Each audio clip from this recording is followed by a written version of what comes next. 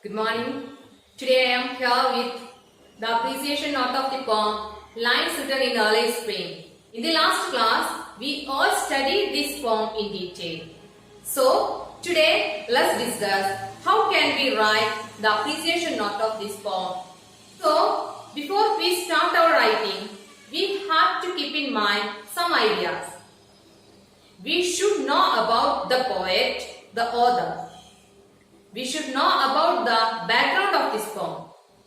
Then we should know about the theme of the poem. All these we have to write in the first section of the appreciation note. Then we have to explain the given lines. You all know that we will be given 6 or 8 lines to write the appreciation note. So we should write the explanation of all these lines. What the poet tells through these lines we have to write in the coming paragraphs. Then we have to write the structure of the poem.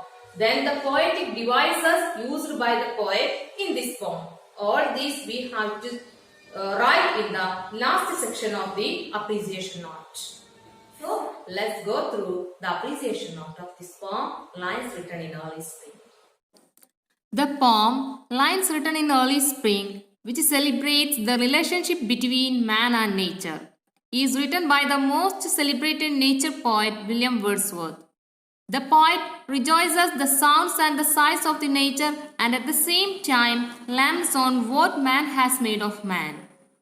He deals with the themes of coexistence in the world of nature and disharmony and cruelties in the human world. The poet once sits in a grove in a very calm and relaxed mood. He hears lots of various sounds and songs and sees many pleasant sights. At the same time, some painful thoughts come into his mind and he becomes sad. He sees the primrose and periwinkle in the bower there. He believes that every flower enjoys the air it breathes. The birds around him express their thrill of pleasure by hopping and playing. He also notices budding twigs spread out their tender leaves to catch the breezy air.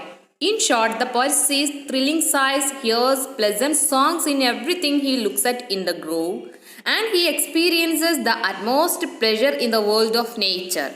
He believes that there is pleasure everywhere in nature, that is the belief sent by heaven. But when he thinks of human world, he becomes sad.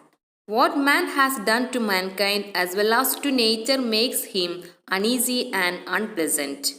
The coexistence in perfect harmony is the holy plan of nature.